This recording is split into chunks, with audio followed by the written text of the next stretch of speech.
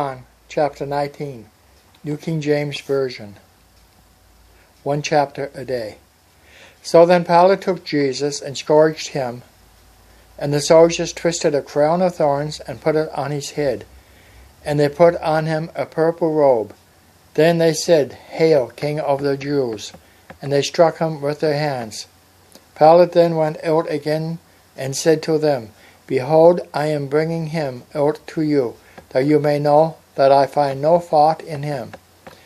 Then Jesus came out wearing the crown of thorns and the purple robe, and Pilate said to them, "Behold the man." Therefore, when the chief priests and officers saw him, they cried out, saying, "Crucify him, crucify him." Pilate said to them, "You take him and crucify him, for I find no fault in him." The Jews answered him, "We have a law, and according to our law, he ought to die, because he made himself the Son of God." Therefore, when Pilate heard that saying, he was the more afraid, and went again into the praetorium, and said to Jesus, "Where are you from?" But Jesus gave him no answer. Then Pilate said to him, "Are you not speaking to me? Do you not know that I have power to crucify you, and power to release you?" Jesus answered, "You could have no power at all against me unless it had been given you from above. Therefore, the one who delivered me to you has the greatest sin." From then on, Pilate sought to release him, but the Jews cried out, saying, "If you let this man go, you are not Caesar's friend. Whosoever makes himself a king speaks against Caesar." Then Pilate therefore heard that saying. He brought Jesus out and sat down in the judgment seat in a place that is called Pavement, but in Hebrew Gabbatha. Now it was the preparation day of the Passover, and about the 6th hour, and he said to the Jews, "Behold your king." But they cried out, "Away with him, crucify him." They said to them, "Shall I crucify your king?" The chief priests answered, "We have no king but Caesar." Then he delivered him to them to be crucified. So they took Jesus and led him away. And he, bearing his cross, went out to a place called the Place of a Skull, which is called in Hebrew Golgotha, where they crucified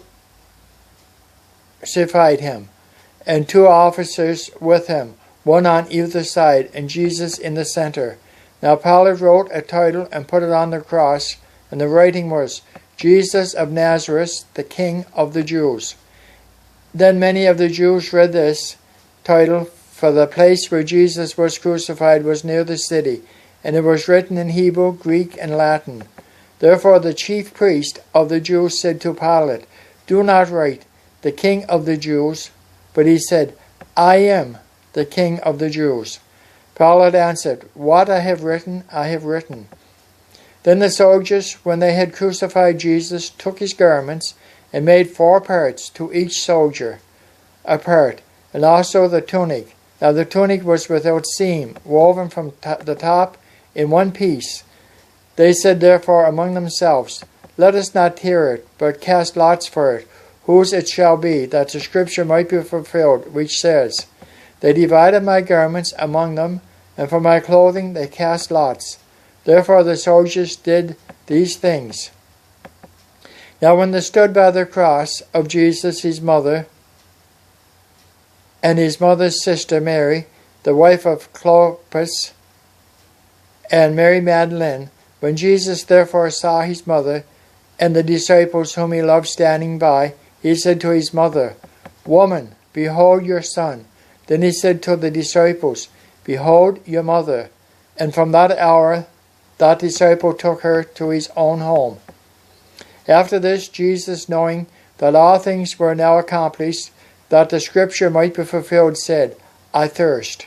Now a vessel full of sour wine was sitting there, and they filled a sponge with sour wine, put it on hyssop, and put it to his mouth. So when Jesus had received the sour wine, he said, "It is finished." And bowing his head, he gave up his spirit.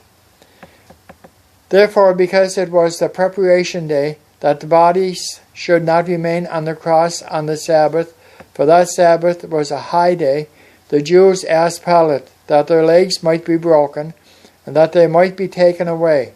Then the soldiers came and broke the legs of the first and the other who was crucified with him.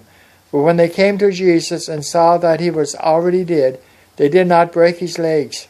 But one of the soldiers pierced his side with a spear, and immediately blood and water came out. And he who has seen has testified, and his testimony is true.